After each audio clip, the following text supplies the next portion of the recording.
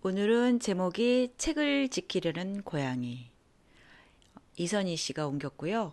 나스카와 쇼스케가 썼습니다. 그런데 처음에 이 책을 소개하기 전에 이선희 씨가 적은 옮긴 이의 말을 좀 먼저 읽어드릴게요. 책을 좋아하는 모든 이에게 묻는 책 이야기. 우리는 왜 책을 읽는 걸까? 라스키 린타로는 어릴 때 부모님이 돌아가시고 고 서점을 하는 할아버지와 단둘이 살고 있는 평범한 고등학생이다. 더구나 학교에 가지 않고 서점에 틀어박힌 채 하루 종일 책만 읽는다. 외톨이인 그에게 책은 유일한 친구다. 그런 렌타로에게 일생일대의 변화가 찾아온다. 할아버지가 갑작스레 돌아가신 것이다.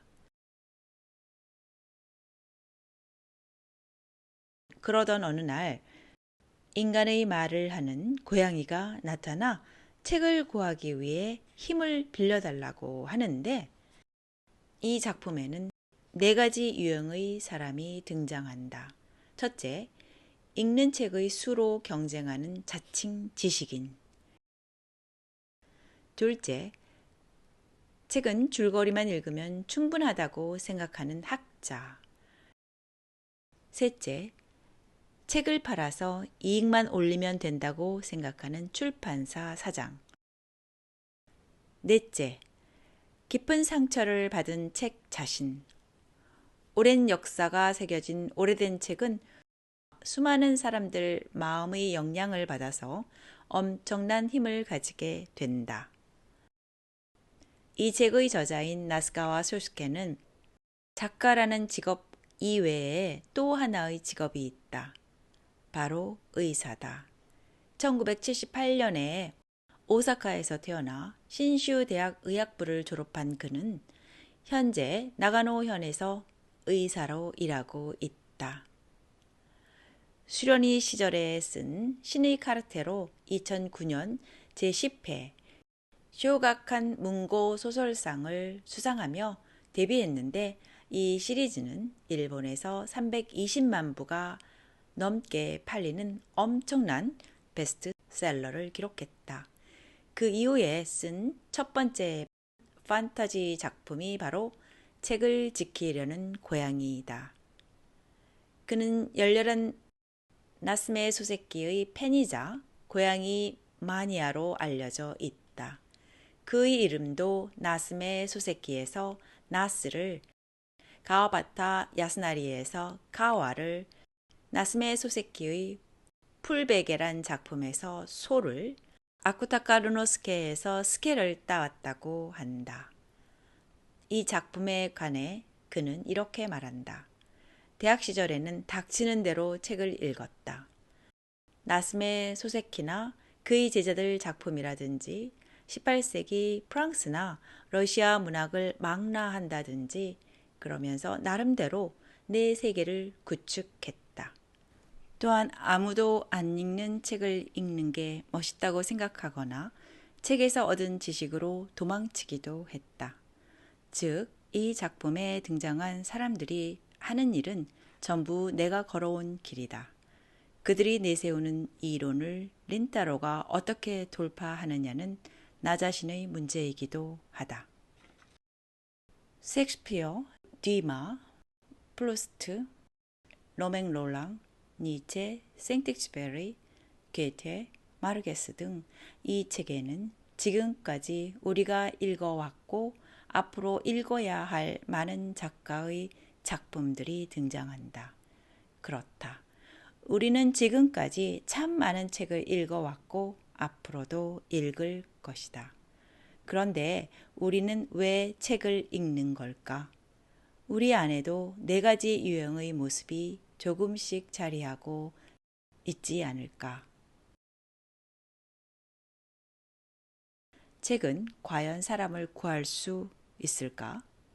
책이 사람을 구한다면 어떤 방법으로 어떻게 구할까? 이 작품에는 이런 모든 의문에 대한 대답이 실려 있다. 때로는 숨이 막히고 때로는 식은땀이 솟구치며 때로는 가슴이 먹먹해질 만큼 아름다운 이야기와 함께 아마 페이지를 넘길 때마다 가슴 속에는 따뜻함이 퍼져나가면서 입에서 탄성이 새어나오지 않을까. 당신은 왜 책을 읽는 걸까? 2018년 1월 이선희. 프롤로그, 사건의 시작. 할아버지는 이미 이 세상에 없다. 처음부터 상당히 극단적인 이야기이지만 이것은 어찌할 수 없는 사실이다.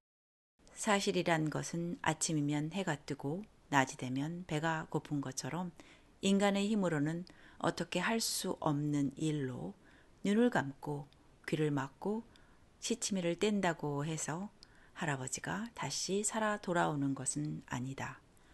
이런 참담한 현실 앞에서 라스키 린따로는 우두커니 서 있었다. 다른 사람 눈에는 매우 침착한 소년으로 비쳤으리라. 장례식에 참석한 사람 중에는 음침하게 여긴 사람도 있었을 것이다. 갑자기 가족을 잃은 고등학생이라고 하기엔 린따로의 모습이 너무도 침착했기 때문이다. 장례식장 한 구석에 우두커니 선 채 할아버지의 영정 사진을 바라보는 모습에서는 신비함마저 감돌았다. 하지만 린따로가 유난히 냉정하고 침착한 소년이었던 것은 아니다.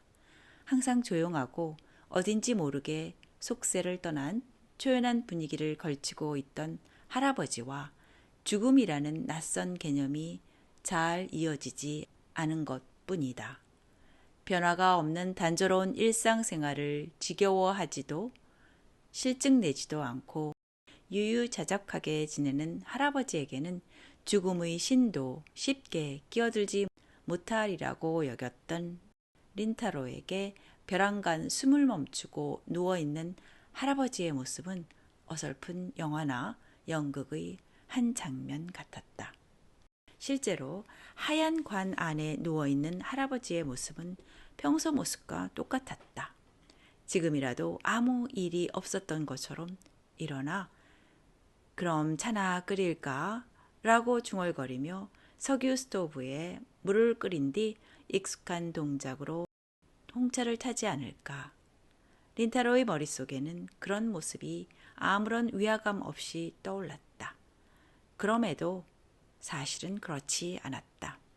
할아버지는 한참이 지나도 눈을 뜨지 않았고 물론 매일 사용하는 찻잔을 손에 들지도 않았다.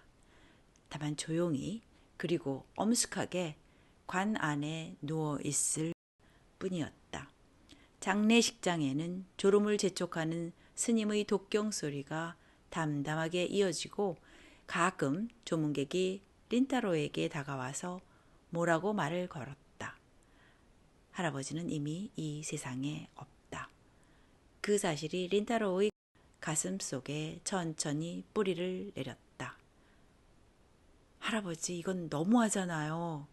린따로의 입에서 새어나온 작은 중얼거림에 대꾸하는 목소리는 어디에도 없었다. 나스키 린따로는 일개 고등학생이다. 키가 작고 알이 두꺼운 안경을 썼으며 피부는 하얗고 말이 없는 데다 운동신경도 좋지 않고 특별히 잘하는 과목도 좋아하는 운동도 없는 너무도 평범한 고등학생이다. 어린 시절에 부모님이 이혼한 뒤 어머니가 젊은 나이에 세상을 떠나는 바람에 초등학교에 들어갈 무렵 할아버지의 집에 맡겨진 이후 계속 할아버지와 둘이 살았다. 일개 고등학생이라고 치기에는 조금 특이한 인생이긴 하지만 본인에게는 이 또한 보잘것없는 일상생활의 한 풍경에 불과했다. 그런데 할아버지가 세상을 떠난 지금 린따로의 앞날은 막막하기만 했다. 할아버지의 죽음은 너무도 갑작스러웠다. 유난히 매서운 추위가 몰아치던 어느 겨울날 아침, 항상 일찍 일어나던 할아버지의 모습이 부엌에서 보이지 않았다. 린타로가 고개를 갸웃거리며 어두컴컴한 방 안을 들여다본 순간 이불을 덮고 누워있던 할아버지의 호흡은 이미 멎어 있었다. 얼굴도 찡그리지 않고 잠들어 있는 듯한 조각 같은 모습을 보고 허겁지겁 달려온 동네 병원의 의사는 갑작스러운 심근경색으로 괴로워할 틈도 없이 저 세상으로 가셨을 거라고 말했다. 극락왕생입니다.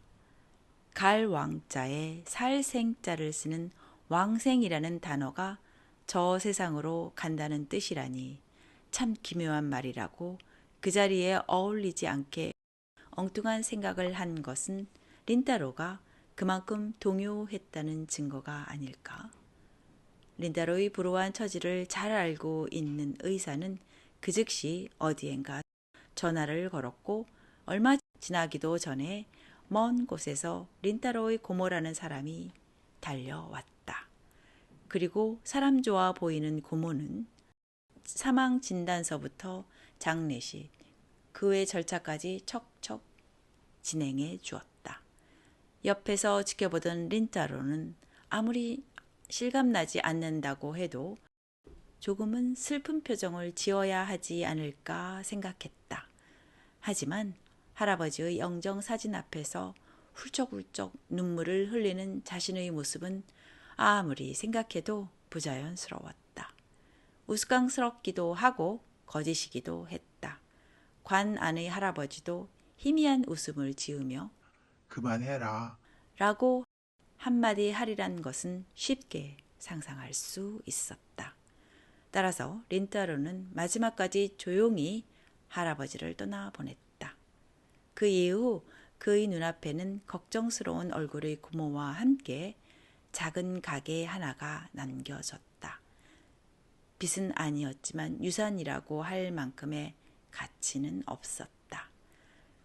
나스키 서점이라는 이름의 가게는 마을 한 구석에 있는 작은 고서점이었다. 나스키, 역시 여기는 좋은 책이 참 많아.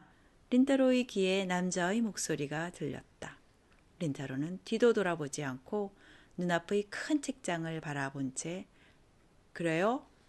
라고 짤막하게 대꾸했다.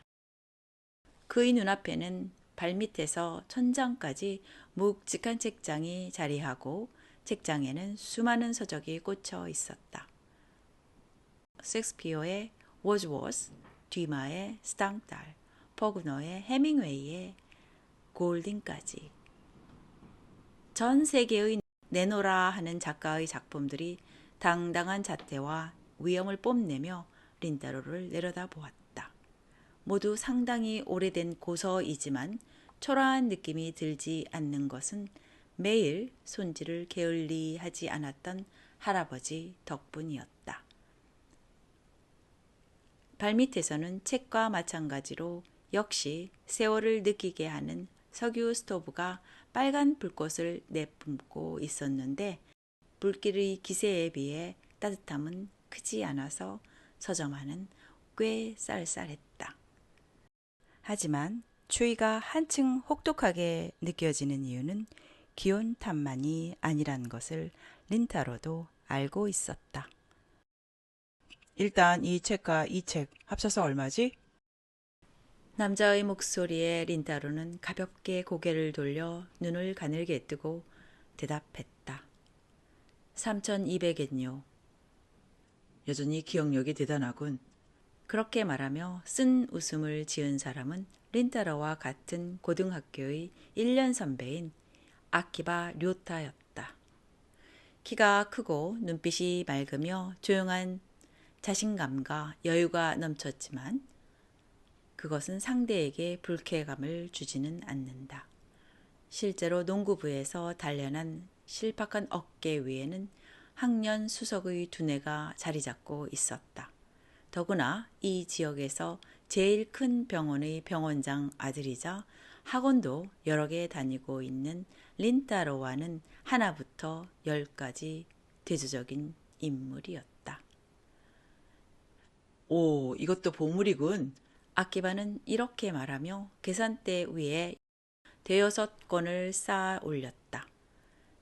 문무를 겸비한 이 선배는 의외로 독서가이기도 해서 나스키 서점의 얼마 되지 않는 단골 손님이었다. 역시 여기는 참 좋은 서점이야. 고맙습니다. 필요한 책이 있으면 천천히 고르세요. 지금 폐점 세일 중이니까요.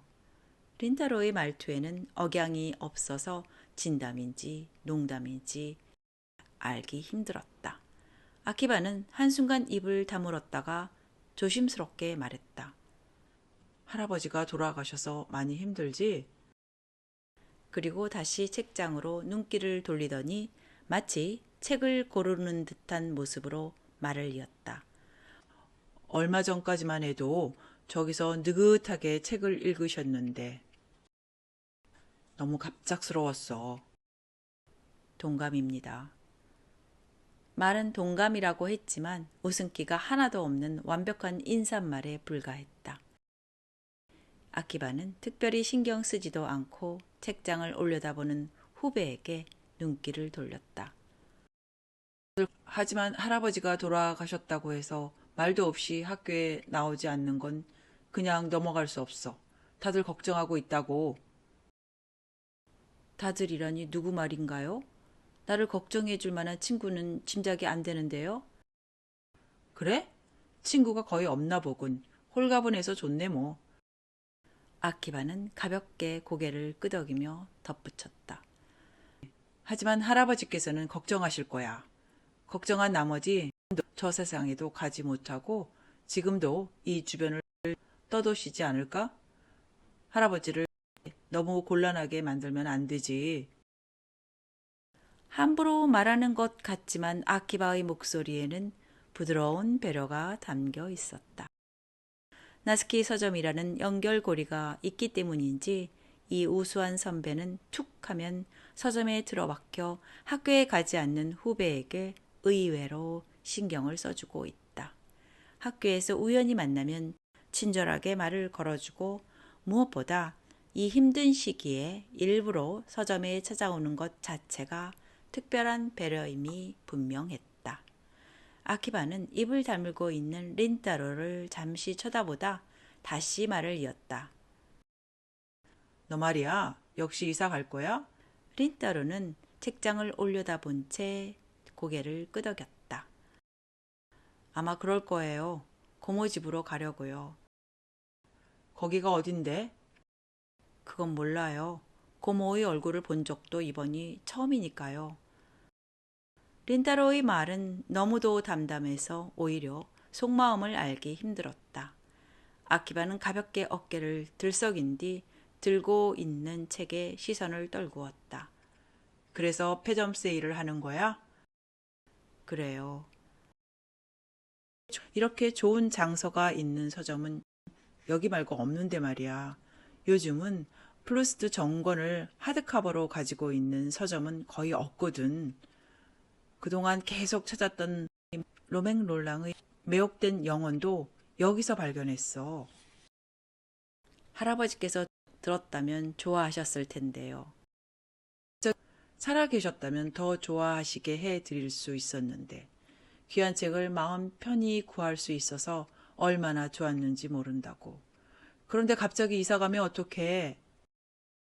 아키바의 스스럼 없는 말은 배려의 반증이지만 린타로는 재치 있는 대답을 할 수 없어서 그저 가만히 서점의 벽만 바라보았다.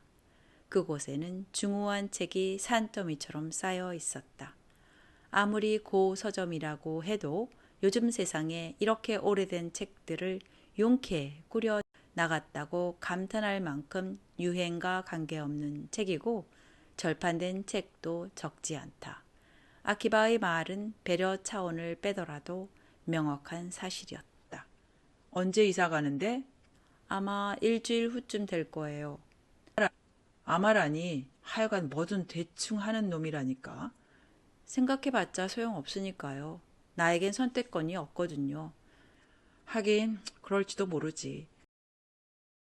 아키바는 다시 가볍게 어깨를 들썩이며 계산대 옆에 있는 작은 달력을 힐끔 쳐다보았다. 다음 주라면 크리스마스 시즌이잖아. 여러모로 힘들겠구나. 상관없어요. 선배와 달리 특별한 일정이 없거든요. 비꼬는 거야? 이런저런 일정을 짜야 해서 나도 꽤 힘들거든.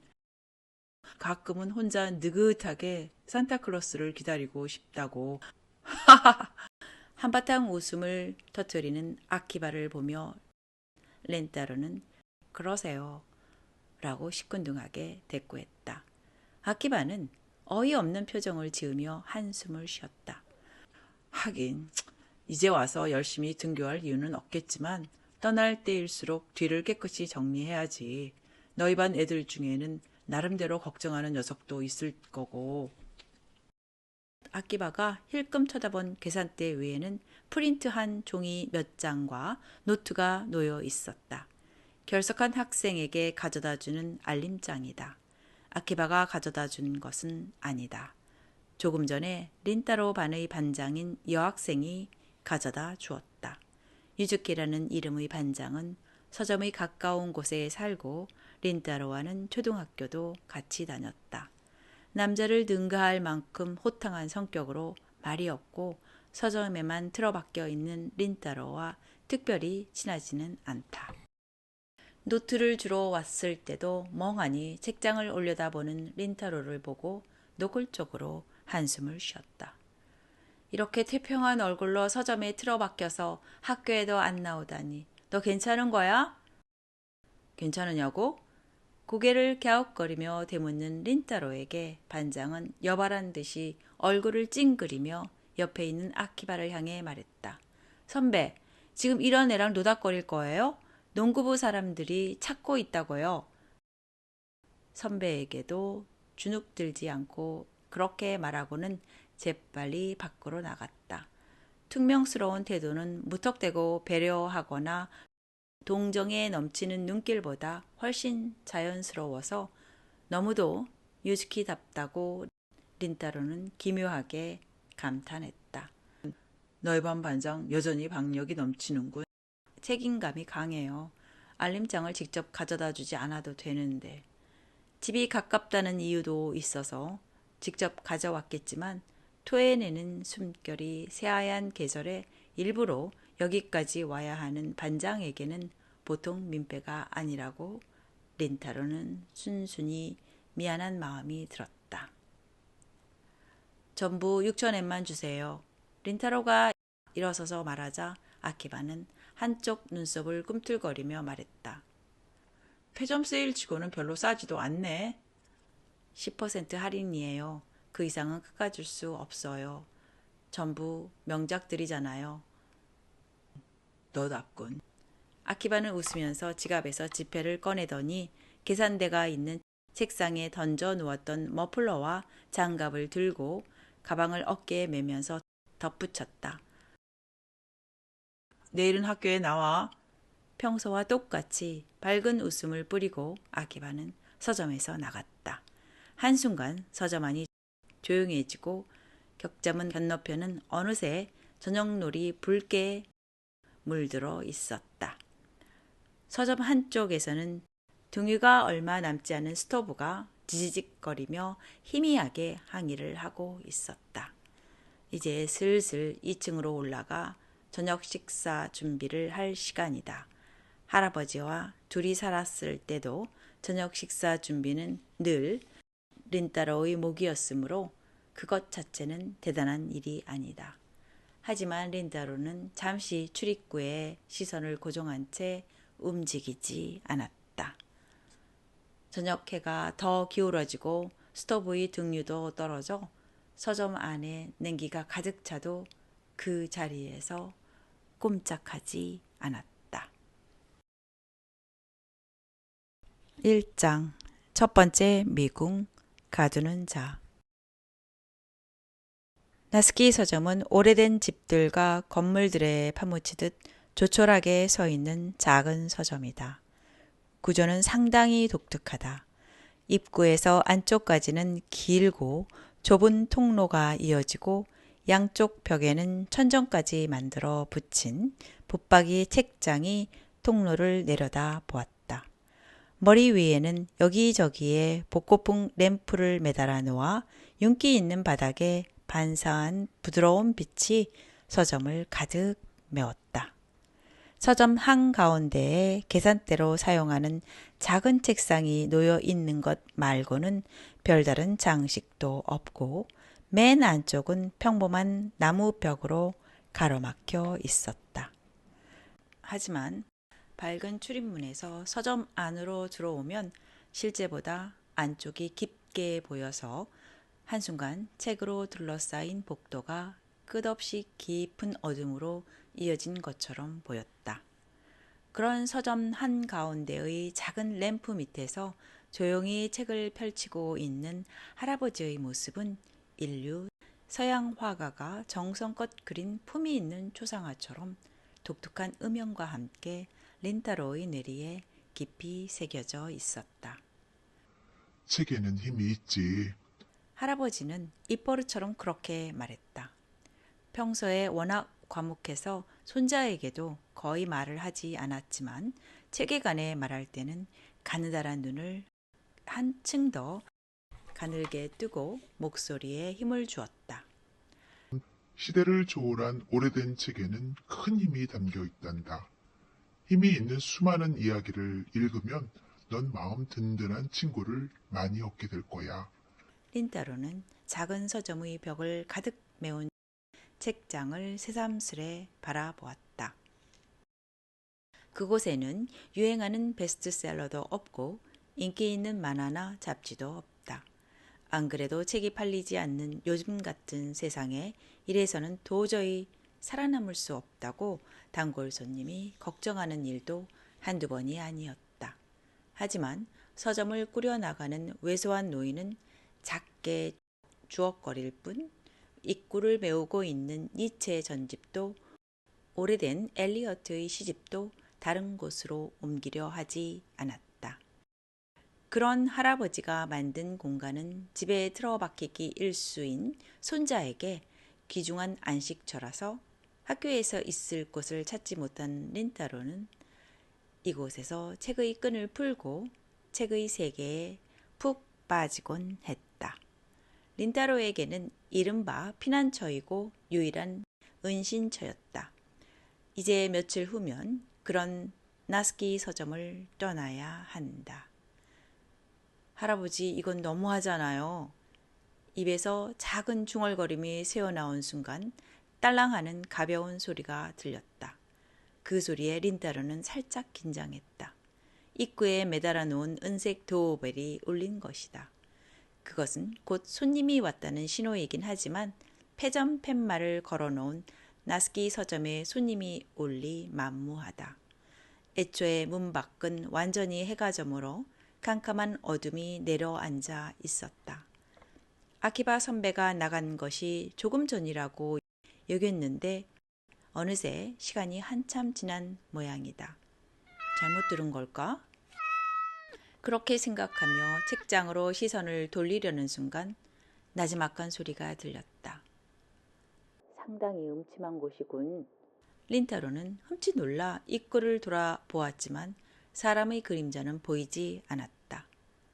서점이 이렇게 음침하면 훌륭한 장소까지 초라하게 보이는 법이지. 소리가 들린 곳은 오히려 서점의 안쪽이었다. 황급히 고개를 돌린 린타로의 눈에 들어온 것은 사람의 모습이 아니라 고양이 한 마리였다.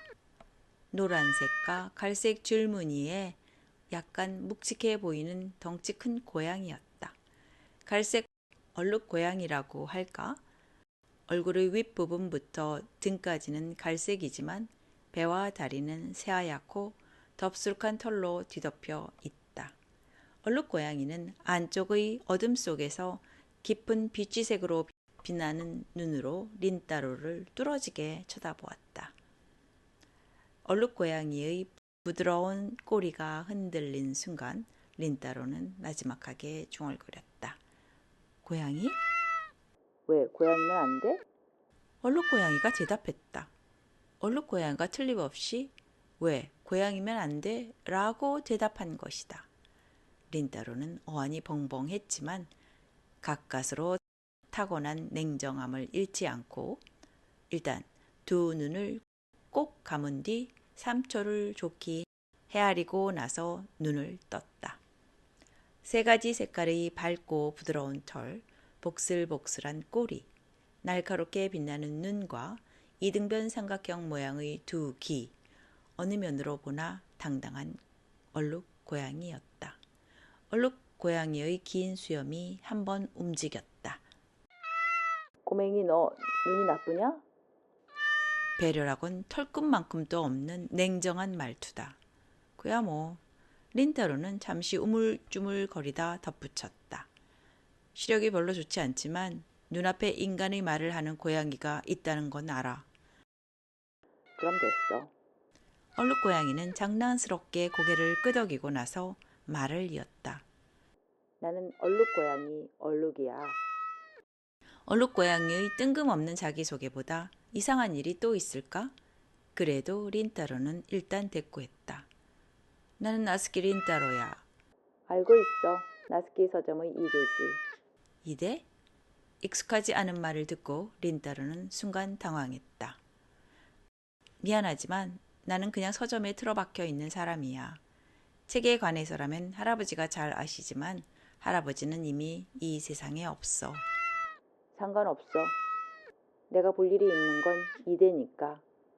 얼룩 고양이는 오만하게 말하더니 가늘게 뜬 비치색 눈으로 린타로를 빤히 쳐다보았다. 내 힘을 빌리고 싶어. 얼룩 고양이의 입에서 황당한 말이 흘러나왔다.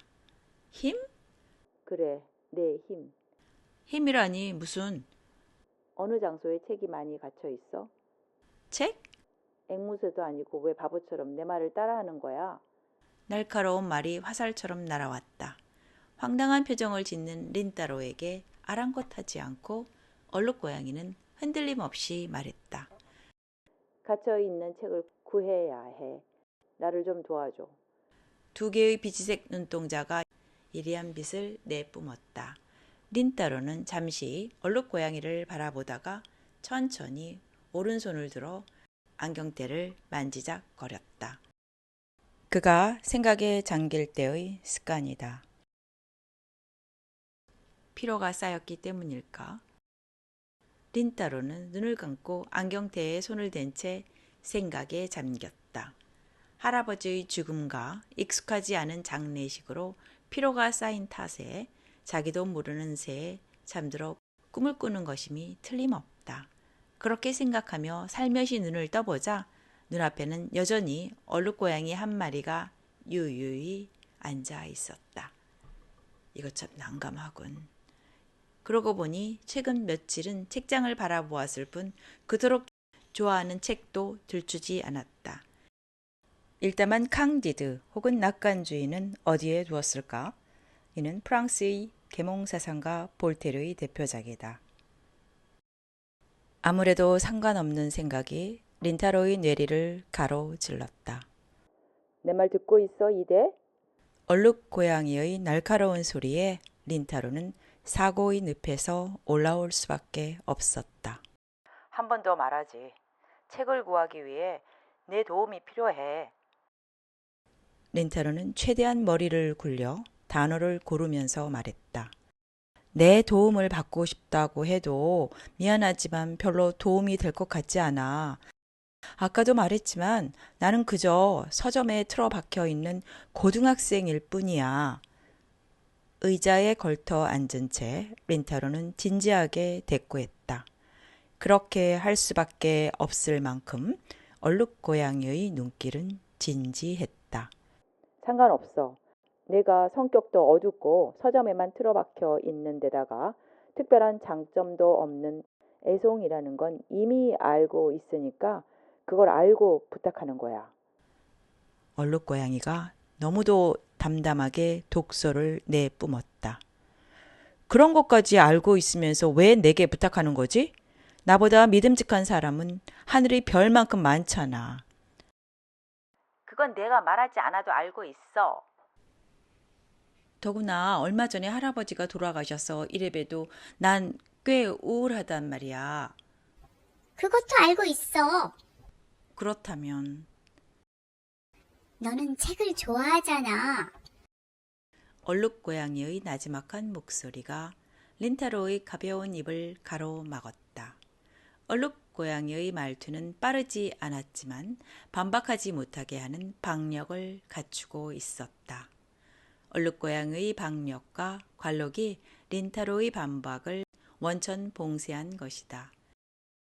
얼룩고양이의 비치색 눈이 린타로를 똑바로 쳐다보았다. 그야 물론 책은 좋아해. 그럼 뭘 망설이는 거지? 얼룩고양이의 태도는 모든 면에서 린타로보다 당당했다. 린타로는 다시 안경테를 만지작거렸다.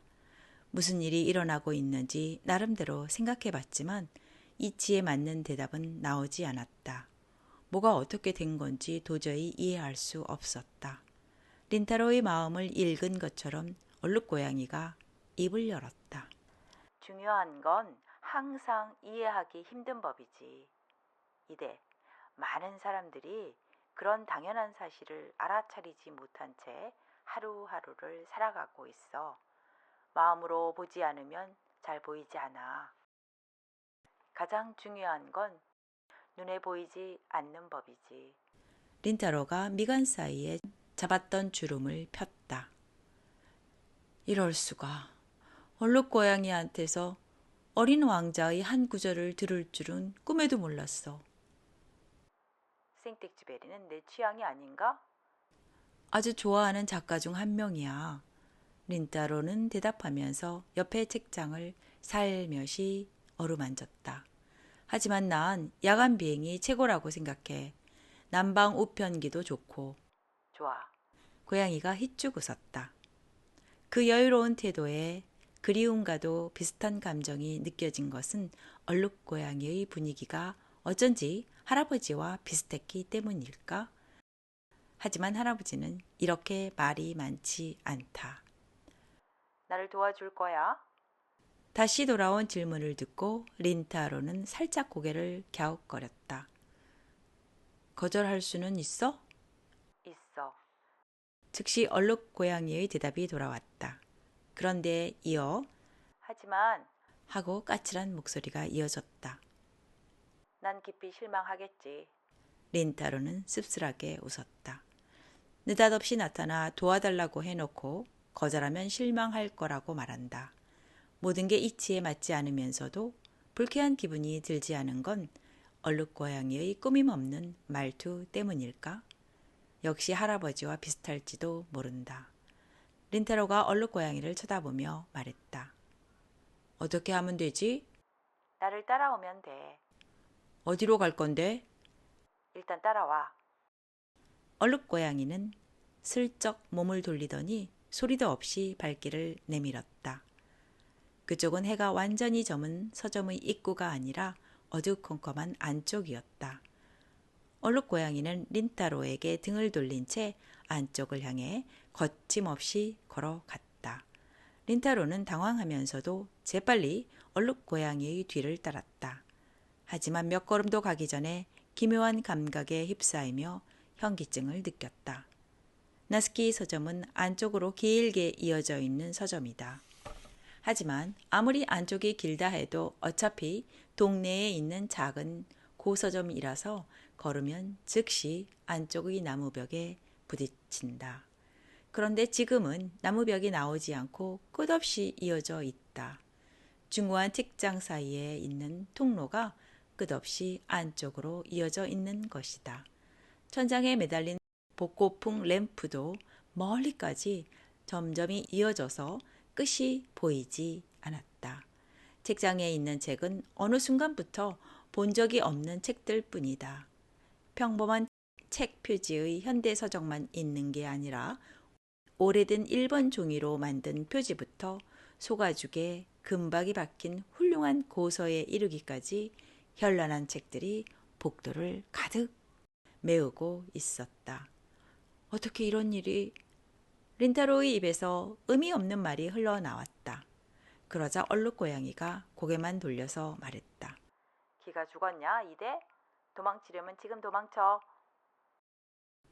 우리 서점에 책이 이렇게 많았나 해서 놀랐을 뿐이야. 린타로는 아득한 앞쪽을 바라본 채 중얼거린 뒤 발밑의 얼룩 고양이에게 시선을 돌리며 어깨를 들썩였다. 이렇게 책이 많으면 한동안 즐겁게 틀어박힐 수 있겠어. 이사를 연기해달라고 고모에게 부탁해야겠는걸? 유머 감각은 별로 없지만 마음만은 기특하군. 이 세상에는 이치가 통하지 않거나 부조리한 일들이 산더미처럼 쌓여 있지. 고통으로 가득 찬 그런 세계를 살아갈 때 가장 좋은 무기는 이치도 완력도 아니야. 바로 유머지. 얼룩고양이는 고대 철학자처럼 엄숙하게 말하더니 다시 조용히 걸음을 내디뎠다. 가자 이대. 강력한 목소리에 이끌려서 린타로도 천천히 걸음을 내디뎠다. 양쪽 책장에는 본 적이 없는 두터운 서적들이 끝도 없이 자리하고 있었다. 푸르른 빛에 감싸인 신비한 통로를 한 사람과 한 마리가 소리도 없이 걸어갔다. 이윽고 주변은 서서히 눈부신 빛으로 가득 찼다. 밝은 햇살과 바람에 살랑살랑 흔들리는 자귀나무. 푸르른 빛이 사라진 순간 린타로의 눈에 맨 처음 들어온 것은 그런 한가로운 풍경이었다. 발밑에는 햇빛을 받고 찬란하게 빛나는 돌판이 깔려 있고 머리 위에서는 거대한 자귀나무 가지가 바람에 흔들릴 때마다 눈부신 빛의 알갱이가 내려온다. 그 빛 아래에서 린타로는 살며시 눈을 뜨고 중얼거렸다. 눈앞에 있는 돌계단을 몇 개 올라가자 기와 주봉을 얹은 화려한 문이 자리하고 있었다. 윤기가 감도는 커다란 나무 문이 독특한 위압감을 내뿜었다. 문에는 이름이 없는 문패가 붙어 있었다. 검은 빛을 뿌리는 기와에는 가끔 나무들 사이에서 흘러넘친 빛의 알갱이가 부딪혀서 물방울처럼 반짝였다. 사방을 둘러보니 손질이 잘 된 황갈색 토담이 끝없이 이어져 있었다. 토담 앞에는 나뭇잎 하나 보이지 않고 아름답고 큼지막한 돌판이 계속 이어져서 끝이 보이지 않았다. 물론 사람은 그림자도 보이지 않았다. 발밑에서 얼룩 고양이의 목소리가 들렸다. 도착했어. 목적지야. 여기에 책이 있어? 그래, 갇혀 있어. 린타로는 훌륭한 문과 머리 위에서 무성한 잎을 매달고 있는 거대한 자귀나무를 새삼 올려다 보았다. 거목의 나뭇가지에 솜털 같은 꽃이 흐드러지게 피어 있었다. 지금은 분명히 12월 한겨울이다. 어떻게 자귀나무에 꽃이 필 수 있을까?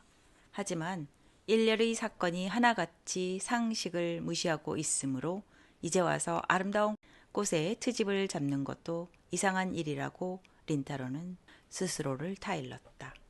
굉장히 큰 저택이군. 문 하나만 해도 우리 서점 정도는 될 것 같아. 겁먹을 거 없어. 그냥 허세일 뿐이야.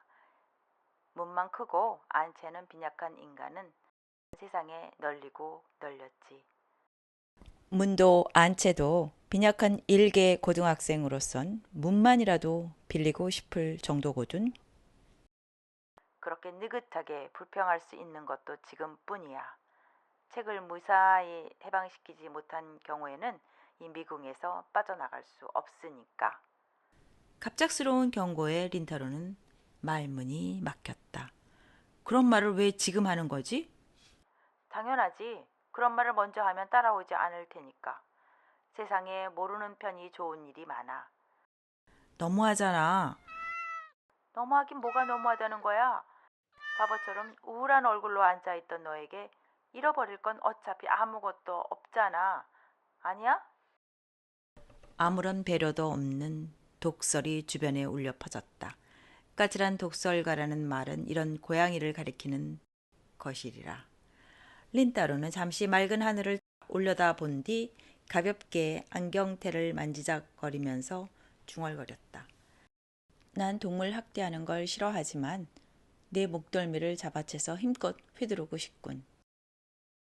좋아, 그 정도 의욕은 있어야지.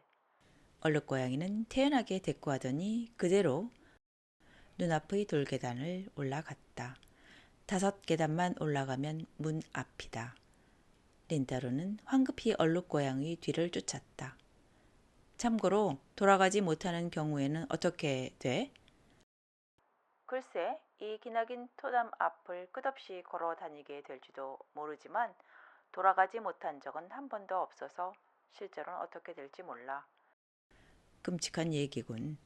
린따로는 어이없는 표정으로 대꾸하고 거대한 나무 문 앞에 섰다. 난 뭘 하면 되지? 이 저택의 주인과 얘기하면 돼. 그리고? 이야기한 결과 상대가 항복하면 그걸로 끝이야. 겨우 그거야? 찡그렸던 얼굴을 펴는 린따로를 보며 얼룩고양이는 쓸데없이 엄숙하게 말했다. 그것 말고 한 가지가 더 있어. 초인종을 눌러. 린따로는 얼룩고양이가 시키는 대로 했다. 문 안쪽에서 얼룩고양이와 린따로를 맞이한 사람은 수수한 남색 기모노를 몸에 감싼 아름다운 여인이었다. 침착한 행동 거지는 이미 중년에 접어든 사람처럼 보이지만 실제 나이는 가늠하기 힘들었다. 다만 몸을 감싸고 있는 공기는 어딘지 모르게 차갑고 내리깐 눈에서는 감정을 읽기 힘들었다. 또한 틀어올린 머리에 끼운 붉은색 비녀와 도자기 같은 새하얀 피부는 정교한 일본 인형을 연상케 했다. 무슨 일이신지요? 여인이 억양 없는 목소리로 말했다. 당황하는 린따로를 대신해 얼룩고양이가 대답했다. 부군을 만나고 싶소. 여인은 생기 없는 눈동자를 발밑의 얼룩고양이에게 향했다. 린따로는 한순간 조마조마했지만 여인은 아무 일도 없었던 듯이 얼룩고양이를 보며 대답했다. 남편은 지금 몹시 바쁩니다. 이렇게 불쑥 갑자기 찾아오시면 아주 중요한 일이오. 얼룩고양이는 기죽지 않고 여인의 목소리를 가로막았다. 더구나 급한 일이기도 하니 어서 안내해 주시오. 중요한 용건을 가진 손님들이 매일 남편을 찾아옵니다. 하지만 남편은 TV와 라디오 출연에 강연까지 몸이 몇 개라도 모자랄 지경이어서 이렇게 찾아오신다고 해도 만날 수 없습니다. 다음에 오시기 바랍니다. 그럴 시간이 없소.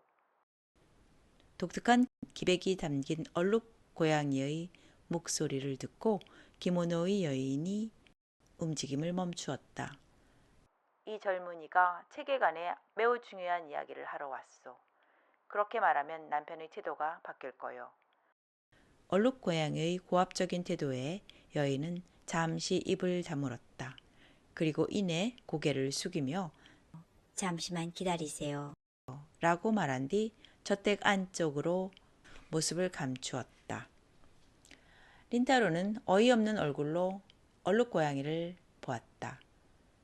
누가 매우 중요한 이야기 하러 왔다고? 사소한 곳에 신경 쓰지 마. 허세에는 허세로 대응하는 게 중요하니까 이야기 내용은 안에 들어간 다음에 생각하면 돼. 정말로? 린따로는 한순간 머뭇거리고 나서 덧붙였다. 마음 든든하네. 이윽고 조금 전의 여인이 다시 나타나 한 사람과 한 마리에게 고개를 숙였다. 여인의 억양 없는 목소리가 문 앞에서 울려 퍼졌다. 들어오십시오. 문 안은 린따로가 한 번도 본 적 없는 대저택이었다. 가지런하게 깔린 돌밭을 걸어 현관의 격자 문을 열고 널찍한 바닥에서 신발을 벗었다. 윤기가 감도는 나무 복도에서 햇살에 비치는 툇마루를 거쳐 다시 기나긴 복도를 지나 안채로 들어갔다. 복도에서는 넓은 회유식 일본 정원이 한눈에 보였다. 나뭇가지에서는 휘파람새가 제잘거리고 단정하게 다듬어진 철쭉은 지금은 제철처럼 흐드러지게 피어 있다. 여기도 계절은 뒤죽박죽이다. 문은 허세일 뿐 안에는 빈약하다고 하지 않았어? 그냥 비유였을 뿐이야. 쓸데없는 말은 하지 마. 린따로와 얼룩고양이가 그런 말을 주고받아도 안내하는 여인은 끼어들지 않았다.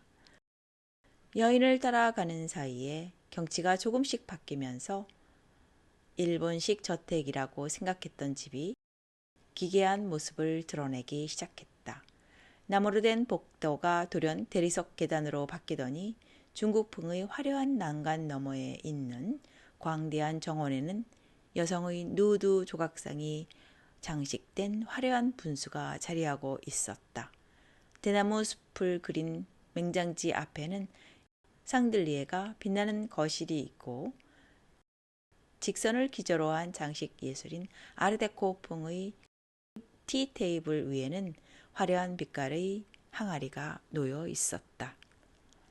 머리가 쿡쿡 쑤시기 시작했어. 나도 마찬가지야. 얼룩고양이가 웬일로 순순히 동의했다. 저 세계 물건들이 마구잡이로 놓여 있는 느낌이야. 린따로의 말에 얼룩고양이가 선문답처럼 대꾸했다. 뭐든지 있는 것처럼 보이면서 아무것도 없어.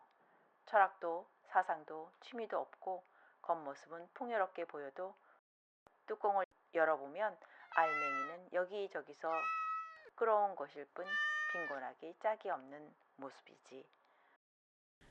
그렇게까지 심하게 말할 필요는 없잖아. 사실은 사실이야.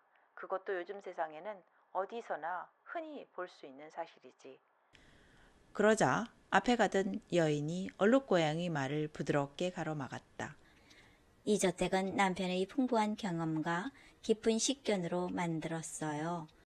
손님에게는 아직 이해하기 어려울지도 모르겠네요. 린따로는 농담으로 여겼지만 뒤를 돌아보지 않아서 여인의 표정을 알 수 없었다. 하지만 여인의 말투에서는 가벼운 농담 같은 분위기는 털끝만큼도 느낄 수 없었다. 기묘한 긴장감이 감도는 속에서 그들은 계속 안쪽으로 들어갔다. 화랑과 계단, 구름복도 등 걷는 거리는 보통이 아니었다. 그러는 사이에 상하조각과 수묵화, 비너스 흉상과 일본도까지 어떤 컨셉인지 알 수 없는 장식품이 눈에 들어왔다. 걸어가는 방향이 불규칙하게 바뀌고 주변 풍경이 혼란스러워서 지금 어디에 있는지 알 수 없었다. 도중에 여인이 괜찮으세요? 라고 어깨 너머로 몇 번 돌아보았으나 린따로에게는 선택의 여지가 없었다.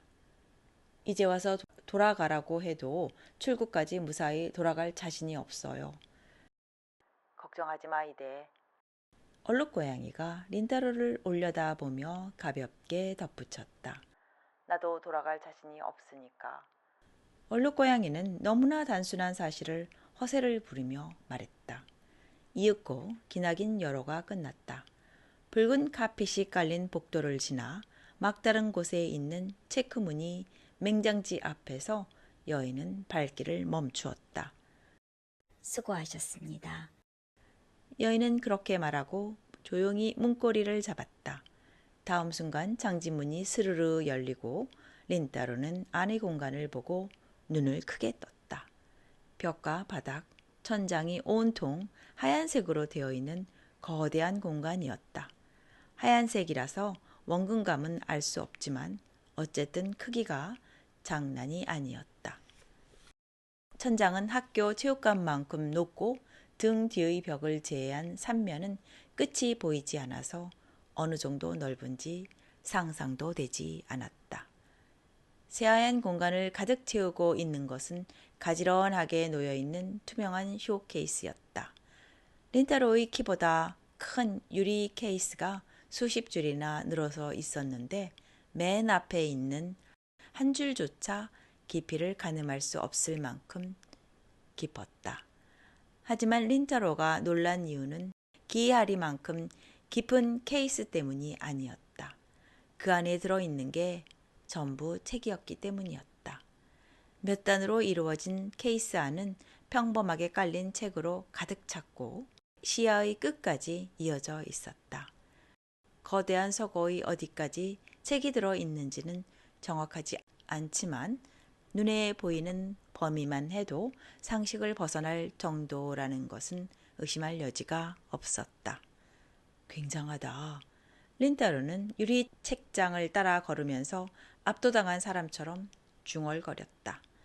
책장 안에 있는 책은 분야도 시대도 제각기 달랐다. 문학, 철학, 시, 서간문, 일기 등 모든 장르의 서적이 압도적인 질과 양으로 광대한 공간을 가득 메웠다. 더구나 서적은 모두 새 책으로 보일 만큼 깨끗하고 구겨지거나 일그러진 곳이 한 군데도 없었다. 한마디로 말해 굉장하다고 말할 수밖에 없었다. 이렇게 굉장한 장소는 처음 봐. 그때 책장의 아득한 건너편에서 커다란 소리가 들렸다. 칭찬해 주셔서 영광입니다. 린타로는 재빨리 입구까지 돌아왔다. 그리고 이쪽이야 라는 목소리에 이끌려 책장과 책장 사이를 확인하면서 걷다가 10여 줄을 지난 곳에서 새하얀 의자에 앉은 키 큰 사내를 발견했다. 반짝반짝한 바닥과 똑같이 새하얀 양복을 입은 키가 큰 사내였다. 작은 회전 의자에 다리를 꼬고 앉아 무릎 위의 커다란 책에 시선을 떨구고 있었다. 사내가 앉아 있는 곳 안쪽 책장에는 아직 책이 꽂혀 있지 않았다. 곧 그곳이 이 거대한 서고의 가장 깊은 곳이란 뜻이다. 내 서재에 온 걸 환영하네. 사내가 가볍게 고개를 돌려 린타로를 쳐다보았다. 다정한 미소와 대조적인 날카로운 시선이 세련된 행동 거지와 멋진 조화를 이루었다. 린타로는 조금 전에 들은 여인의 말을 떠올렸다. 자기 남편이 요즘 TV나 라디오에 출연한다고 했는데 그런 일이 너무도 잘 어울리는 인물이었다. 척 보기에도 머리가 좋아 보이는 사람 같네요. 처음부터 기가 죽으면 어떡해. 마음 단단히 먹어. 얼룩고양이는 주눅이 든 듯한 린타로의 중얼거림을 일축했다. 사내는 예리한 눈길로 린타로와 얼룩고양이를 힐끔 보고 나서 입을 열었다. 세계관에 매우 중요한 이야기를 하러 왔다는 사람이 자네인가? 네. 린타로가 힘없이 대답하는 순간 사내의 눈가에 분명히 알 수 있는 냉담한 빛이 번뜩였다.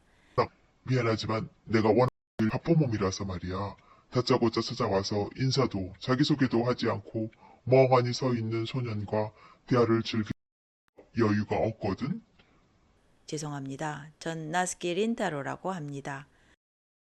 린타로는 황급히 자세를 바로 하고 죄송합니다 라고 다시 덧붙이며 고개를 숙였다. 그래? 사내는 짤막하게 대답하고 나서 날카로운 눈을 가늘게 떴다. 그러면 중요한 이야기가 뭔지 저토록 하지. 책에 관한 중요한 이야기라면 나도 관심이 없는 건 아니니까. 대뜸 본론을 말하라고 해도 린타로는 대답할 도리가 없다. 자기에게 중요한 이야기가 있을 리 없지 않는가. 재빨리 얼룩 고양이를 쳐다보자 하얀 수염이 천천히 움직였다. 책을 해방시켜달라고 말하러 왔다. 사내는 가늘게 뜬 눈을 한층 더 가늘게 뜨면서 얼룩 고양이를 내려다 보았다. 눈동자 안쪽에 무서운 위압감이 담겨 있었다. 난 지금 말한 것처럼 매우 바쁜 몸이지. TV와 라디오 출연에 강연, 집필까지 할 일이 산더미처럼 쌓여 있어. 그렇게 바쁜 와중에 겨우 시간을 내서 세상의 모든 책을 보고 있지. 미안하지만 헛소리를 들어줄 시간은 없거든. 사내는 땅이 꺼져라 한숨을 쉬더니 여발한 듯이 손목시계에 눈을 향했다. 이미 귀중한 시간을 2분이나 허비했군. 볼 일이 끝났으면 돌아가게. 이야기는 아직 끝나지 않았다. 그대로 물러나지 않으려는 얼룩 고양이를 사내는 불쾌한 표정으로 노려보았다. 아까도 말했지만 나는 정말 바쁜 몸이야. 읽어야 할 책이 100권이나 있는데 아직 65권밖에 읽지 못했어. 어서 돌아가게. 100권요? 1년에 100권이나 읽으세요? 무심코 대꾸한 사람은 린타로였다. 1년이 아니라 한 달이야. 사내는 영국처럼 과장스러운 동작으로 무릎 위의 책을 휘리릭 넘기며 말했다. 그러니 얼마나 바쁘겠어? 조금이라도 도움이 될까 해서 만나봤는데 내 착각이었군. 더 이상 내 시간을 방해한다면 힘으로 쫓아낼 수밖에 없지. 그런데 여기서 쫓아내면 너희가 출구까지 무사히 돌아갈 수 있을까? 물론 그건 내 알 바 아니지만 마지막 한마디에는 등골이 오싹해질 만큼 차가운 빈정거림이 담겨 있었다. 무거운 침묵이 내려앉은 가운데 사내의 책 들추는 소리만이 공간을 가득 메웠다. 얼룩고양이가 험악한 눈길로 노려보았지만 그 정도로 움직거릴 상대가 아니었다. 사내는 마치 방문객 따위는 잊어버린 것처럼 책에서 시선을 떼지 않았다. 말을 붙일 수도 없는 싸늘한 공기 속에서 린타로의 눈은 책장으로 향했다. 책장에 있는 서적은 실로 다양했지만 바꿔서 말하면 닥치는 대로 꽂혀 있다고 할 수 있었다. 일반적인 단행본만이 아니라 잡지와 지도, 사전 등 순서와 분야에 상관없이 나열되어 있었다. 나스키 서점의 장소도 입이 떡 벌어질 만큼 많지만 그곳에서는 할아버지의 철학 같은 것을 느낄 수 있었다. 반면에 눈앞의 책장은 모든 책이 꽂혀 있는 것 같으면서도 혼돈스러운 느낌을 지울 수 없었다. 다시 휘리릭 페이지가 넘어갔을 때였다. 니체도 전부 읽으셨나요? 린타로는 뒤쪽 책장을 보면서 그렇게 말했다. 자라투스트라는 이렇게 말했다를 비롯해 대표적인 저작부터 서간집에 이르기까지 니체의 명작들이 유리 케이스 안에 쭉 늘어서 있었다. 저도 니체를 좋아하거든요. 이 세상에 니체를 좋아한다는 사람은 손꼽을 수 없을 만큼 많지. 사내는 여전히 책에서 고개를 들지 않고 대답했다. 그런데 정말로 그의 작품을 읽는 사람이 얼마나 될까? 몇 마디 격언이나 골자가 빠진 요약만을 보고 유행하는 코트처럼 니체를 입는 사람이 많지 않을까? 너도 그런 타입인가? 책을 보기만 하는 학자는 결국 생각할 능력을 잃어버린다. 책을 보지 않을 때는 생각을 하지 않으니까. 그 말을 듣고 사내는 천천히 책에서 고개를 들었다. 린타로가 황급히 말을 이었다. 니체는 정말로 심술궂은 사람이었죠. 그래서 좋아하지만요. 아직 미덥지 못한 대화 상대에게 시선을 고정한 채 사내는 얼마간 꼼짝도 하지 않았다. 이윽고 경멸과 냉담이 가득했던 눈에 흥미로움이 감돌기 시작했다. 사내의 새하얀 손이 무릎 위의 커다란 책을 덮었다. 좋아. 조금이라면 시간을 만들어 보지. 얼어붙었던 공기가 조금 녹는 듯 했다. 얼룩고양이가 살짝 놀란 표정으로 린타로를 쳐다보았지만 린타로는 그에 대응할 여유가 없었다. 사내가 새삼 정면으로 바라보자 무거운 압박감이 가슴을 짓눌렀기 때문이다. 린타로는 도망치고 싶은 마음을 뿌리치듯 목소리를 높였다. 당신이 수많은 책을 가둬두고 있다고 해서 왔어요. 남에게 들은 말로 판단해서는 안 되지. 내 눈으로 직접 확인해. 나는 다만 책을 읽고 읽은 책을 여기에 소중히 보관하고 있을 뿐이니까. 읽은 책이요? 여기에 있는 책을 다 읽었단 말인가요? 물론이지. 봐라. 사내는 손을 내밀어 홀 같은 공간을 오른쪽 끝에서 왼쪽 끝까지 가리켰다. 내가 들어온 입구의 책장에서부터 내가 있는 여기까지 전부 57,622권이야. 오늘까지 내가 읽은 책이지. 5만?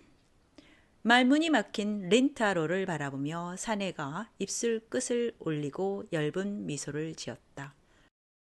놀랄 건 없어. 나처럼 시대를 이끌어가는 지식인은 항상 많은 책을 읽으며 지식이나 철학을 연마해야 하니까. 다시 말해, 여기 있는 수많은 서적들이 지금의 나를 지탱하고 있다는 뜻이지. 책은 내 인생의 소중한 파트너야. 따라서 너희의 황당한 트집을 들으니 너무도 곤욕스럽군.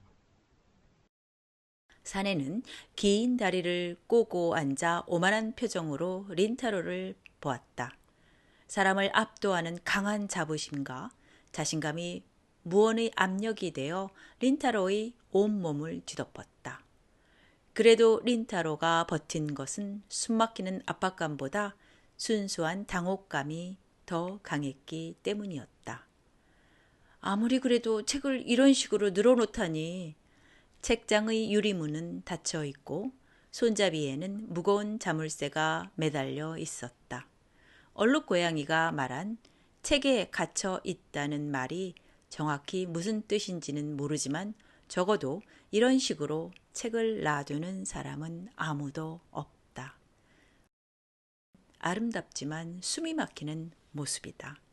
린타로는 혼잣말처럼 중얼거렸다. 부자연스러워요. 말이 끝나기도 전에 사내가 미간을 찌푸렸다. 내게는 무엇보다 소중한 책들이야. 나는 책을 너무도 사랑하지. 소중한 보물을 보관하는데 자물쇠를 채우는 게 뭐가 부자연스럽단 거지? 하지만 이러면 책이라기보다 꼭 미술품 같잖아요. 커다란 자물쇠까지 채우다니. 자기 책인데 손에 들기도 쉽지 않겠어요? 손에 들어? 왜 그래야 하지? 이미 다 읽었는데? 다시 미간을 찌푸린 사내를 보고 린타로는 당황함을 금할 수 없었다. 이미 읽었다고 끝은 아니잖아요. 다시 읽는 일도. 책을 다시 읽는다고? 말도 안 돼. 왜 책을 다시 읽어야 하지? 사내가 토해낸 말이 넓은 공간에 울려 퍼졌다. 하얀 양복의 사내가 기다란 손으로 유리를 만지면서 말을 이었다. 아무 말도 못 들었나 보지? 나는 매일 새로운 책을 읽느라 정신이 없어. 매달 정해진 양을 읽는 것도 힘들지. 한 번 읽은 책을 2번 읽을 여유가 없다고. 한 번 읽으면 다시는 안 읽어요? 당연하지. 말문이 막힌 린타로를 보고 사내는 진심으로 어이없다는 듯이 머리를 좌우로 흔들었다. 그렇게 어리석은 건 아직 어리기 때문이라고 생각하기로 하지. 안 그러면 너와 말하면서 헛되이 보낸 3분 때문에 절망적인 기분이 들 테니까. 잘 들어.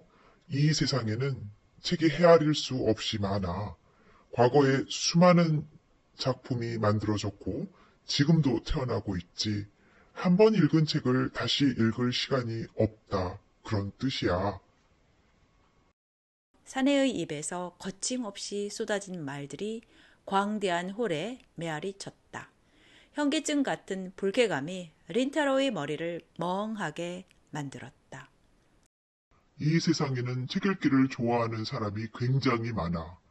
그리고 나 같은 사람에게 책을 더 많이 읽으라고 요구하고 있지.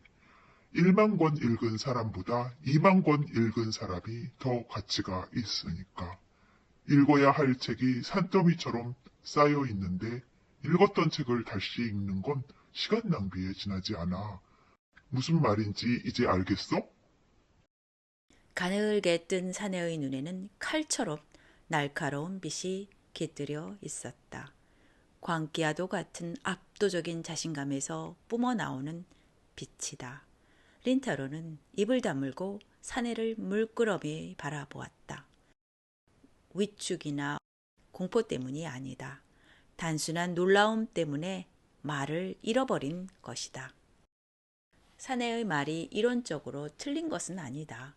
한마디 한마디는 앞뒤가 맞지 않는 것처럼 보여도 그것이 빈틈없이 맞물려 커다란 벽을 이루었다.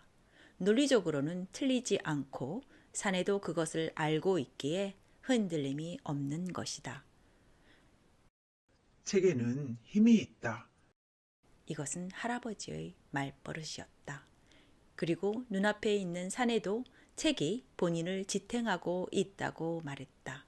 책에 커다란 힘이 있다는 의미에서는 사내의 말과 할아버지의 말이 다르지 않았다. 하지만 린타로는 오른손으로 안경테를 만지작거렸다. 뭔가가 다르다. 사내의 말은 어딘가 일그러져 있다. 할아버지라면 평소의 침착한 목소리로 린타로의 의문에 대답해 주지 않았을까?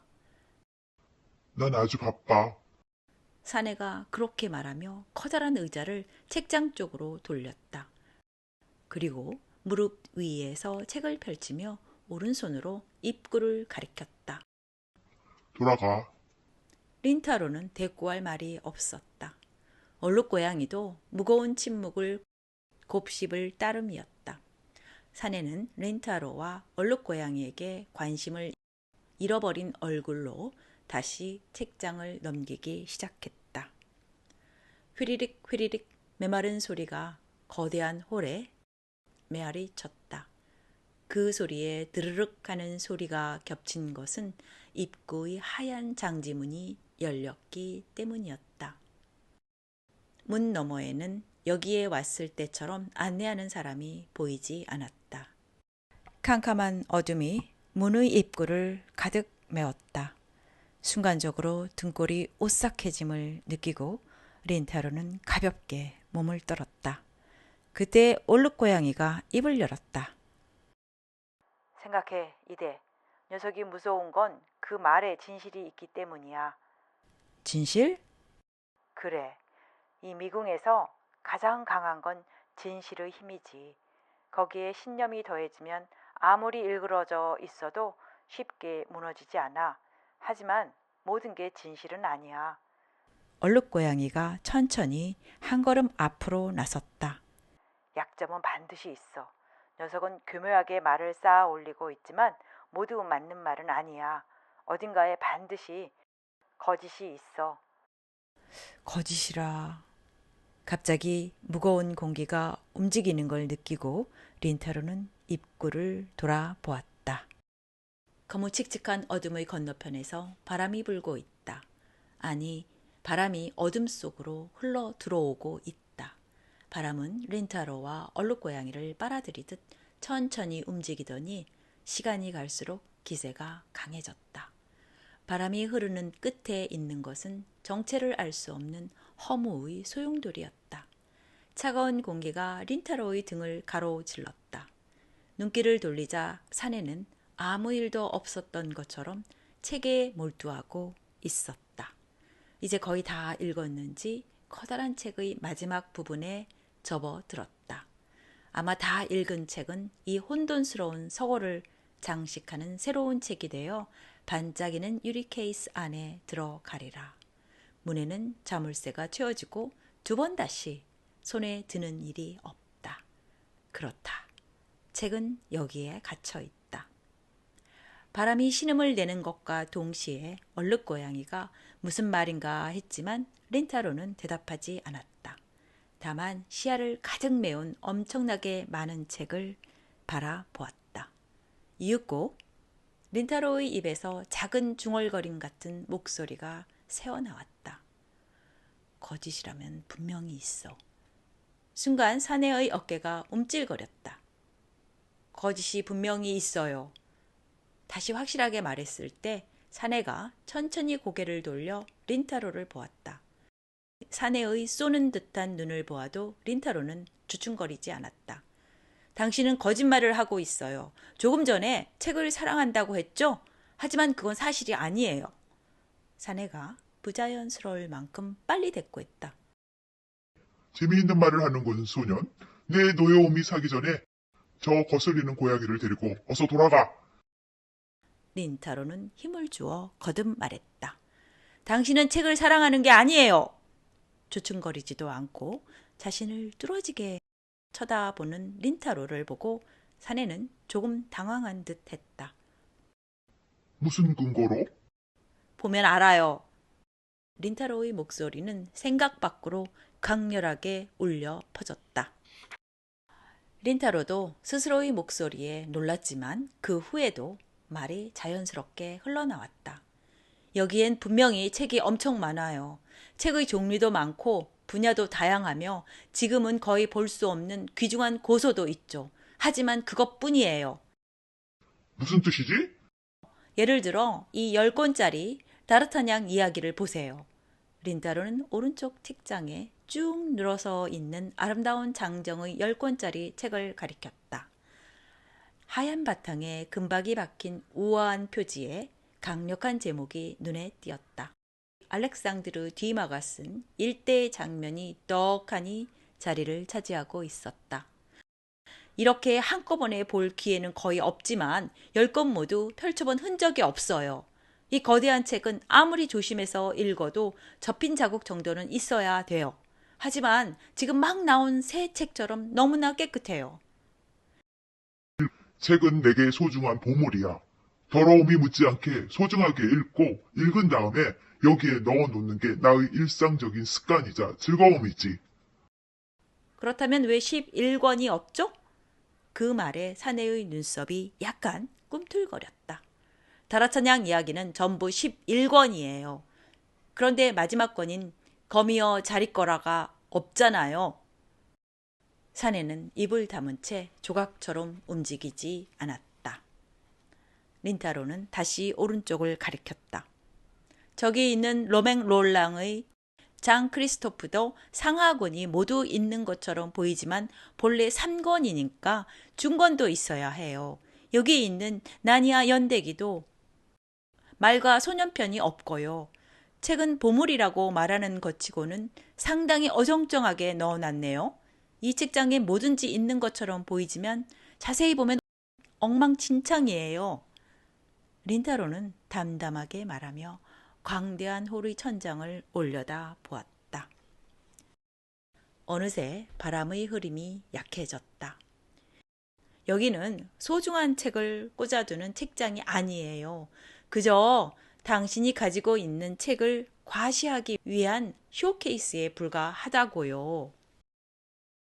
린타로는 잠시 말을 멈춘 뒤 상대를 똑바로 쳐다보면서 덧붙였다. 책을 진심으로 사랑하는 사람은 이런 식으로 대하지 않아요. 린타로의 머릿속에 조용히 책장을 넘기는 할아버지의 옆 얼굴이 떠올랐다. 소중한 책이 닿을 때까지 몇 번이고 읽으며 책의 이야기 속에 편안히 몸을 누이면서 만족스럽게 미소를 짓는 할아버지의 모습이다. 할아버지는 서점의 책을 매우 소중히 대했는데 목적은 장식이 아니었다. 할아버지가 만든 건 아름답고 화려한 공간이 아니라 조금은 낡고 오래되어도 손질이 잘 된 책장. 자신도 모르게 손을 내밀고 싶어지는 책장이었다. 그리하여 린타로는 수많은 책을 읽을 수 있었다. 그런 책장을 지키면서 어느 날 할아버지가 이렇게 말했다. 책을 많이 읽는 건 좋은 일이야. 하지만 착각해서는 안 되는 게 있어. 린타로는 사내를 향해 할아버지의 말을 따라했다. 그 말을 듣고 하얀 양복의 사내가 입을 다문 채 몸을 움찔거렸다. 팽팽한 긴장과 정적 속에서 린타로는 할아버지의 말을 떠오르며 말을 이었다. 책에는 커다란 힘이 있어. 하지만 그건 어디까지나 책의 힘이지 내 힘은 아니야. 상당히 오래전의 일이었다. 린타로가 툭 하면 학교에 가지 않고 오직 서점에 틀어박혀 책을 읽고 또 읽었던 때의 이야기다. 학교의 염증을 느꼈던 린타로는 책의 벽 안에 틀어박혀 점차 바깥 세계에 관심을 잃고 활자의 세계에만 몰입했다. 말 수가 없던 할아버지는 그런 손자를 바라보며 웬일로 말을 걸었다. 무척대고 책을 많이 읽는다고 눈에 보이는 세계가 넓어지는 건 아니란다. 아무리 지식을 많이 채워도 내가 내 머리로 생각하고 내 발로 걷지 않으면 모든 건 공허한 가짜에 불과해. 할아버지는 어려운 말을 이해하지 못해 고개를 갸우뚱거리는 손자를 따뜻한 눈길로 바라보았다. 책이 내 대신 인생을 걸어가 주지는 않는단다. 내 발로 걷는 걸 잊어버리면 내 머릿속에 쌓인 지식은 낡은 지식으로 가득 찬 백과사전이나 마찬가지야. 누군가가 펼쳐주지 않으면 아무런 쓸모가 없는 골동품에 불과하게 되지. 할아버지는 손자의 머리를 다정하게 어루만지며 덧붙였다. 너는 단순히 머리만 큰 지식인이 되고 싶니? 할아버지의 말에 무엇라 대답했는지는 기억나지 않는다. 다만 그로부터 얼마 후에 다시 학교에 다니기 시작한 것은 사실이었다. 그 후에도 종종 책의 세계에 틀어박히는 손자를 보고 할아버지는 항상 느긋하게 차를 마시면서 말했다. 책을 읽는 건 참 좋은 일이야. 하지만 다 읽고 나면 자기 발로 걸음을 내디뎌야 하지. 그건 과묵한 할아버지가 사랑하는 손자에게 할 수 있는 최대한의 조언이 아니었을까? 린타로는 새삼 그렇게 생각했다. 하얀 양복의 사내가 갑자기 입을 열었다. 그래도 난 수많은 책을 쌓아 올리고 그 덕분에 현재의 지위를 쌓았어. 더 많은 책은 더 큰 힘을 낳는 법이지. 나는 그 힘을 가지고 여기까지 왔다. 그래서 일부러 자물쇠를 채워 마치 책의 힘이 자기 힘인 양 과시하고 있군요. 뭐라고? 나는 훌륭하다. 이렇게 책을 많이 읽었다고 사람들에게 알리기 위해 일부러 거창한 쇼케이스를 준비한 것이 아닌가요? 닥쳐! 사내는 이미 유유자적하게 발을 꼬고 있지 않았다. 무릎 위에 펼친 책에는 눈길도 주지 않고 험악한 눈길로 린타로를 노려보았다. 너 같은 애송이가 뭘 알아? 사내의 이마에는 어느새 작은 땀방울이 송골송골 맺혔다.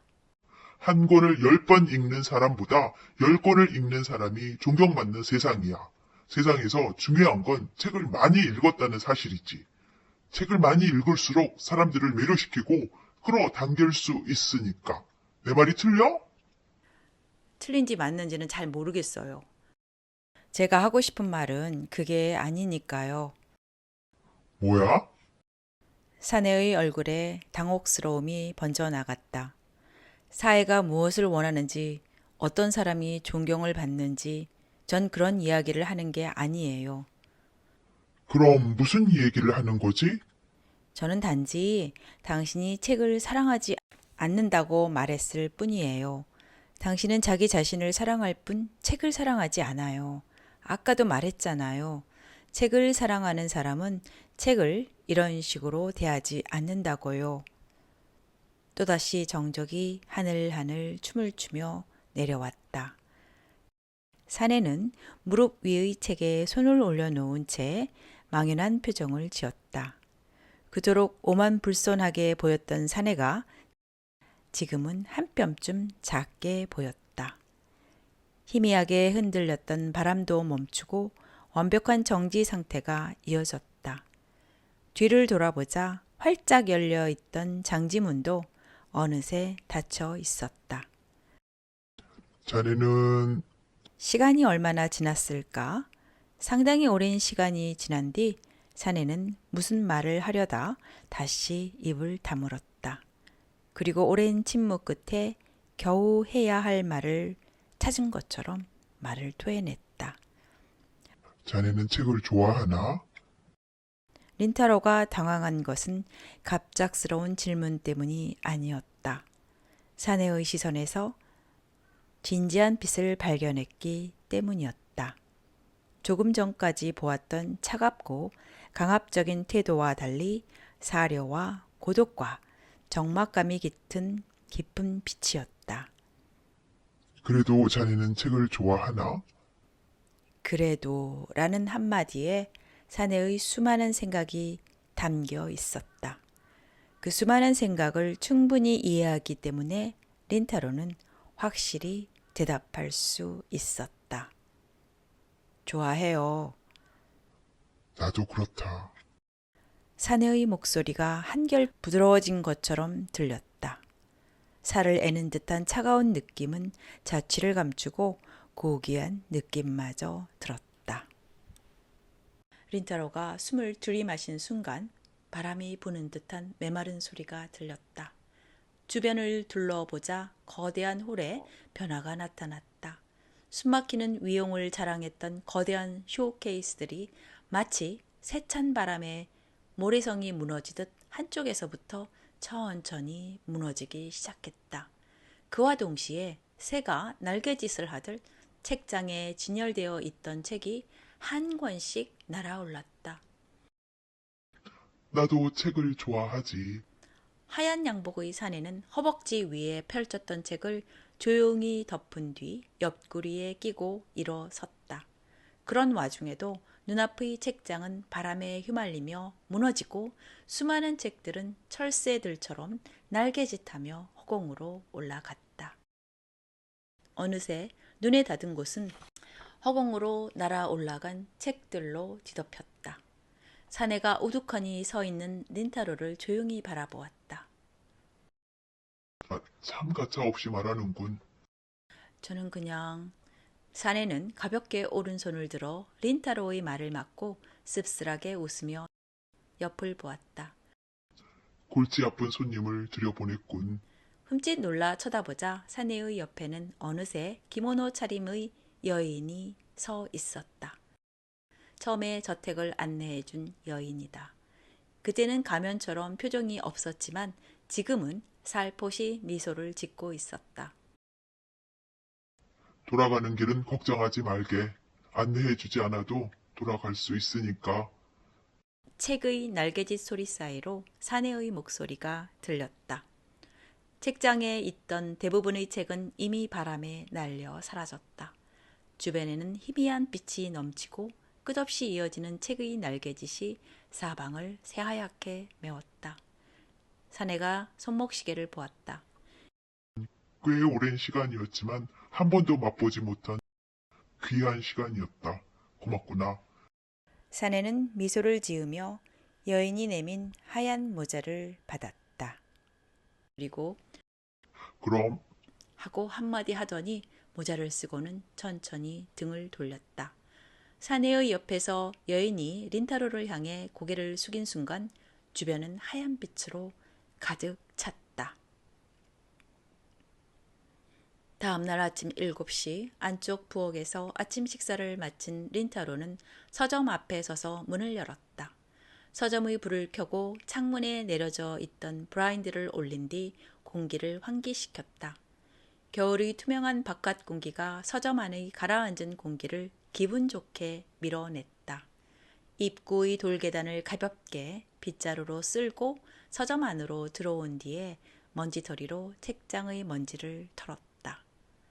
모두 예전의 할아버지가 했던 일이다. 매일 아침 학교에 갈 때마다 보았던 광경이지만 린타로가 직접 하는 일은 오늘이 처음이었다.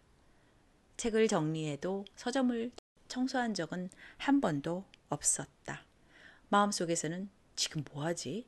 하고 고개를 갸웃거리는 목소리가 들렸다. 한편으로 아무렴 어때? 하고 가볍게 웃어넘기는 목소리도 들렸다. 양쪽 모두 린타로 자신의 목소리다. 실제로 무엇을 하고 있는지 스스로도 잘 모르겠다. 린타로는 아무것도 모르는 채 투명한 아침 햇살 밑에서 새하얀 숨결을 토해냈다. 어제까지만 해도 우울한 얼굴로 책장을 올려다 보았는데 왜 갑자기 청소할 마음이 들었을까? 끊임없이 생각하는 린타로의 머릿속에서 어제 일어났던 신비한 사건이 소용돌이 쳤다. 훌륭하게 해냈다, 이래. 굵은 목소리로 나지막하게 말하는 것은 아름다운 털을 자랑하는 얼룩고양이였다. 책장 사이에 있는 긴 복도를 걸으며 얼룩고양이가 빛쥐색 눈을 가늘게 뜨고 웃었다. 그 모습을 보고 린타로는 형용할 수 없는 기묘한 표정을 지었다. 왜 그래? 지금까지 칭찬을 받은 적이 별로 없거든. 겸손한 건 좋은 일이야. 하지만 도가 지났지만 단점이 되지. 얼룩고양이는 위대한 사상가처럼 얘기했다. 그러더니 소리도 없이 걸음을 내디디며 말을 이었다. 네 말이 상대를 움직인 건 사실이야. 그래서 수많은 책을 해방시키고 이렇게 돌아올 수 있었지. 내가 그렇게 말하지 않았으면 우리는 지금쯤 돌아오지 못한 채 그 이상한 저택 안에서 정처 없이 헤매고 있었을 거야. 말투는 태연했지만 섬뜩한 내용이었다. 린타로가 물끄러미 쳐다보자 얼룩고양이의 비치색 눈가에 옅은 미소가 감돌았다. 아주 잘 해냈어. 일단 첫 번째 미궁은 무사히 돌파했군. 린타로는 어쨌든 고마워 라고 말한 뒤 고개를 살짝 기울이며 얼룩고양이를 쳐다보았다. 첫 번째 미궁? 아무것도 아니야. 신경 쓰지 마. 그런 대답이 돌아왔을 때는 이미 나스키 서점의 한가운데에 서 있었다. 얼룩고양이는 슬쩍 린타로 옆을 지나쳐서 안쪽의 벽으로 걸어갔다. 잠깐만 기다려. 신경 쓰지 말란다고 어떻게 신경을 안 써. 너는 대체... 얼룩고양이의 얼룩이라고 했잖아. 이름 정도는 기억해야지. 얼룩고양이는 유쾌하게 웃으면서 어깨너머로 돌아보았다. 이상해로 훌륭하게 해내더군. 그런 말로 얼버무리지 말고.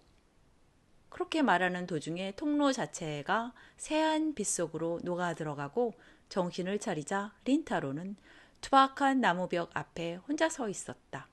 그로부터 하루가 지났지만 지금도 꿈을 꾸는 듯한 심정이었다. 훌륭하게 해냈다고?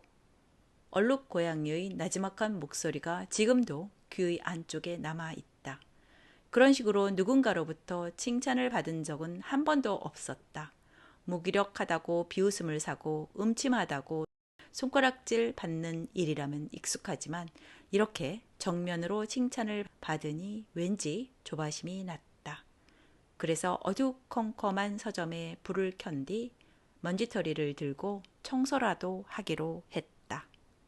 청소가 대강 끝났을 즈음 도벨 소리가 들렸다. 린타로는 재빨리 입구를 돌아보았다. 문을 살며시 열고 조심스럽게 서점 안을 들여다본 사람은 어제 알림장을 가져다 주었던 반장인 유즈키 사요였다. 빨간 머플러를 둘둘 감은 사요는 이상한 표정을 지으며 멍하니 서 있는 린타로를 보더니 이마를 찡그렸다. 뭐해? 뭐하냐니? 당황하면서도 가만히 생각해보자 그것은 린타로가 해야 할 질문이었다. 너야말로 아침 일찍부터 웬일이야? 사연은 왼손에 있는 검은색 악기 케이스를 들어 올리며 말했다. 난 관악부 아침 연습 지나가다 보니까 닫혀 있어야 할 나스키 서점 문이 열려 있어서 들여다본 것뿐이야. 그리고 새하얀 숨을 토해내면서 가볍게 문턱을 넘어오더니 두 손을 허리에 대고 덧붙였다. 아침부터 서점을 청소할 여유가 있다는 건 오늘부터는 학교에 온다는 거지? 그게 아니라. 아니긴 뭐가 아니야. 청소할 시간이 있으면 학교에 나와. 곧 이사 간다고 남은 수업을 전부 안 나오겠다니. 학생이 그래도 돼? 넌 아직 고등학생이라고. 그건 그렇지만 뜨끈미지근한 린타로의 태도를 보며 사요의 눈길이 험악해졌다. 너 말이야. 우울해 보이는 동급생 집에 알림장을 가져다 줘야 하는 내 처지도 생각해봐. 내가 이래봬도 얼마나 신경을 쓰는지 알아? 그 말을 듣자 어제 가져다 준 노트에 대해 아직 감사 인사를 안 했다는 사실이 떠올랐다. 린타로가 황급히 어제는 고마웠어 라고 말하자 사요는 뜻밖의 당황한 표정을 지었다. 왜 그래? 내가 이상한 말이라도 했어? 왜 사람을 놀라게 하고 그래? 어제는 그렇게 귀찮아 하더니 오늘은 갑자기 고맙다고 하고. 귀찮아하진 않았어. 난 그냥 내가 기분이 나쁜 것 같아서. 내가 기분이 나쁜 것 같다고? 사연은 눈을 동그랗게 뜬 채 발끈하며 소리쳤다. 그런 적 없거든. 다만 내가 걱정됐을 뿐이라고. 걱정됐다고? 린타로는 고개를 갸웃거리고 나서 검지를 자신에게 향했다. 내가? 사연은 린타로를 가볍게 노려보았다. 당연하지. 할아버지께서 돌아가시자마자 이사를 간다니. 정말 힘들겠다 싶어서 얼마나 걱정했는지 알아? 그런데 아키바 선배와 시시덕거리며 잡담이나 하고 말이야. 걱정했던 내가 바보 같더라. 린타로는 마음속으로 감탄했다. 사람은 겉만 보고는 모르는 법이다. 사요야말로 자기 때문에 귀찮을 것이라고 멋대로 생각했다. 입으로는 걱정한다고 해도 그저 인사말에 불과하리라고 별 생각을 하지 않았다. 하지만 실제로는 자신의 생각과 달랐다. 곤욕스러워하는 린타로를 어이없는 표정으로 바라보더니 사요는 갑자기 목소리를 낮추며 조심스럽게 말했다. 내 태도가 그렇게 안 좋았어? 린타로는 대답을 하지 못한 건 갑작스러운 질문에 당황했기 때문이 아니다. 눈에 익은 동급생의 밝은 눈동자가 너무도 아름답고 신비하다는 사실을 깨달았기 때문이었다.